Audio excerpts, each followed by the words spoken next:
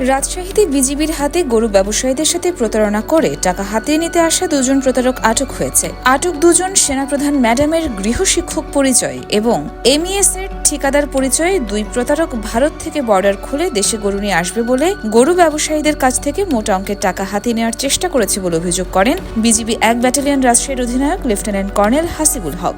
নিজামুদ্দিন এবং মেহেদী হাসান নামে দুজন ব্যক্তি তারা নিজেদেরকে মাননীয় সেনাবাহিনী প্রধান, কোয়ার্টার মাস্টার জেনারেল বাংলাদেশ সেনাবাহিনী, মহাপরিচালক বর্ডার বাংলাদেশ এবং sector commander Rajshahi sector BGB তাদের একান্ত নিজস্ব লোক পরিচয় দিয়ে স্থানীয় বিভিন্ন ব্যবসায়ীদের কাছ থেকে অগ্রিম অর্থ গ্রহণ করে রাজশাহী শহরের গুলশান হোটেলে গত 2 দিন ধরে অবস্থান করছে।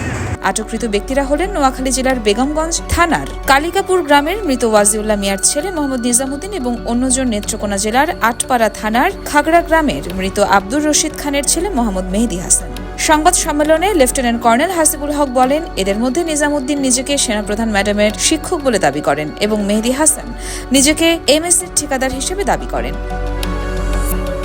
স্থানীয় গরু ব্যবসায়ীদের তারা এই বলে আশ্বাস দেন যে বাংলাদেশ সেনাবাহিনী প্রধান এবং মহাপরিচালক বর্ডার গার্ড তাদের আশ্বস্ত করেছে সীমান্ত দিয়ে ভারত থেকে দেশে গরু আনতে কোনো অসুবিধা হবে না। এছাড়াও রাজশাহী সেক্টর কমান্ডারের বরাত দিয়ে তারা গরুর ব্যবসায়ীদের জানান গরু চোরাচালানের উদ্দেশ্যে বর্ডার খুলে দেওয়া হবে, শুধুমাত্র নির্বাচিত গরু ব্যবসায়ীরা ভারত থেকে গরু আনতে পারবে বলেও জানান তারা। এই সব কিছুর বিনিময়ে তাদের যে চুক্তিটা হয়, এক জোড়া গরুর জন্য তাদেরকে 35,000 টাকা দিতে হবে এবং 10,000 গরু বর্ডার পার করিয়ে দেওয়ার জন্য অগ্রিম 20 লক্ষ টাকা তারা দাবি করে।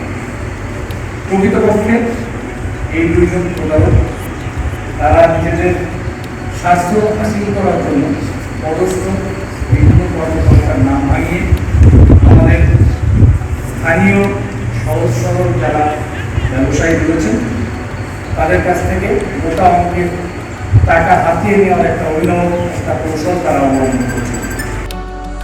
ইয়র্মা শায়ের জাহান, দেশকাল নিউজ।